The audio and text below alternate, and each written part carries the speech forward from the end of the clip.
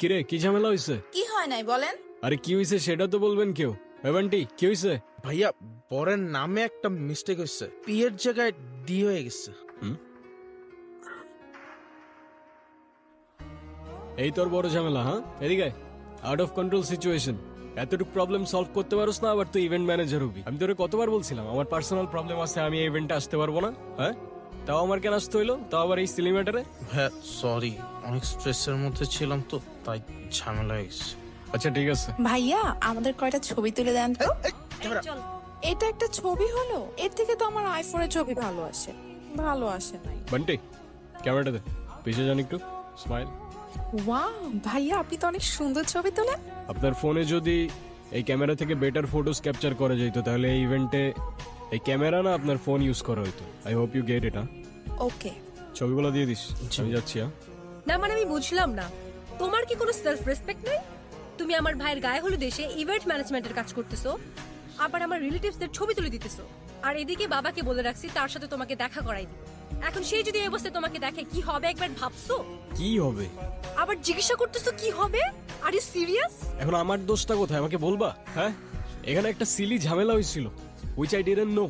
আমার কিছু করার ছিল না, বান্টি আমাকে বারবার কল দিয়ে জ্বালায় মারতেছিল। ইভেন আমি ওকে বলেও রাখছিলাম যেন আমাকে কল না করে, আমার যেন এখানে আসতে না হয়। বাট টিমটা তো আমার, কোনো প্রবলেম হইলে আমাকেই তো দেখতে হবে, রাইট?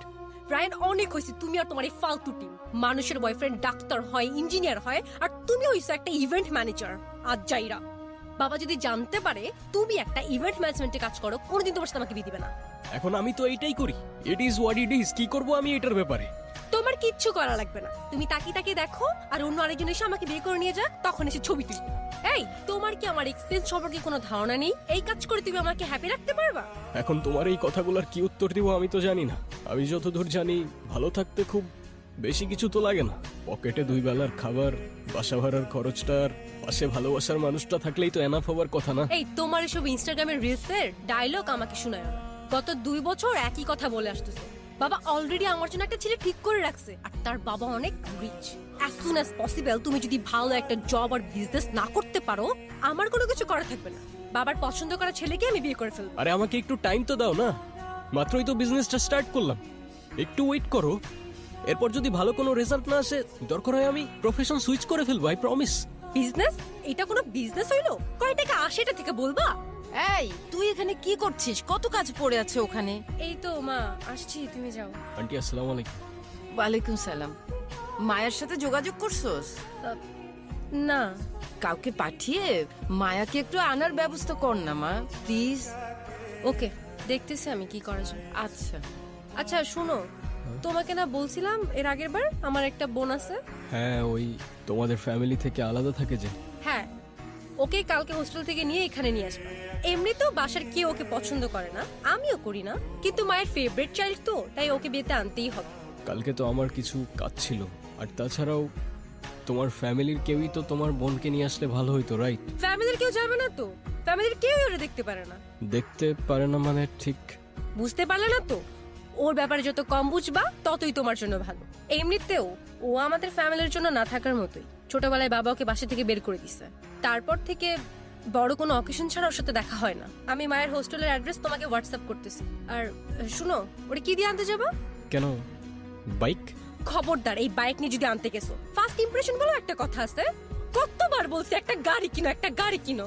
এখন আমি গাড়ি কেনার জন্য এত টাকা কোথায় পাবো? বাইকটাই তো বন্ধুর থেকে ধার নিয়ে চলতেছি। এত কিচ্ছু আমি জানি না, তুমি ওকে গাড়ি দিয়ে আনতে যাবা ব্যাস। আচ্ছা ঠিক আছে, আমি একটা উবার নিয়ে চলে যাব। উবার? তুমি নিজে ড্রাইভ করে যাবা? ও যদি জানতে পারে তুমি উবার নিয়ে গেছো, আমার মান সম্মান থাকবে? এখন উবার ছাড়া আমি গাড়ি কোথায় পাবো? কোথায় বাবা মানে? ম্যানেজ করো। উফ, কেন যে আমি তোমার ভালোবাসতে গেছিলাম? বাবার পছন্দ করা ছেলের বিয়ে করলেই ভালো হইতো। বাবা! হ্যাঁ দোষ, হ্যাঁ কিরে, কি অবস্থা তোর এখন? ওই যে দেখে গেছিলি তেমনই আছি রে ভাই। তুই আমার পুত্র বন্ধু, সে কল দিয়ে খোঁজ নিলি। বাকিরা শুধু দরকার হইলে শুভকে ফোন দেয়। দুনিয়াটাই এমন দোস্ত, সবাই স্বার্থপর। আচ্ছা বাই দ্য ওয়ে, তোর বাইকটা নাকি সেল করে দিছস? হ্যাঁ, বাবাই জোর করে সেল করে দিছে। বাবা বলেছে এখন থেকে তার গাড়ি ইউজ করি। আচ্ছা তোর পাপার আই মিন আঙ্কেলের গাড়ির থেকে মনে পড়লো, গাড়িটা আমার একটু লাগতো বুঝলি, খুব আর্জেন্ট। ও আচ্ছা, এই কাহিনী। গাড়ি লাগবে দেখে এখন আমাকে ফোন দিছস? এখন গাড়ি দেওয়া যাবে না, বাবা রাগ করবে। ও আচ্ছা, আমি স্বার্থপরের মতো কাজ করছি না? আর তুই যে 25,000 টাকা নিয়ে 2 দিন পর দিবি বলে 2 মাস চলে গেছে, যে গার্লফ্রেন্ডের পেছনে টাকাটা ভাঙছস সেই গার্লফ্রেন্ডটাও চলে গেছে। হ্যাঁ, আমি কিছু বলছি? বড় বড় কথা বলতে আসছে। আচ্ছা সরি দোষ, কিছু মনে করিস না। নিস তুই, বাবা তো গ্রামের বাড়ি গেছে, তুই কালকে না হলে পরশু দিন ফেরত দিয়ে দিস। তাইলে কোনো প্রবলেম হবে না দোস্ত। ডান।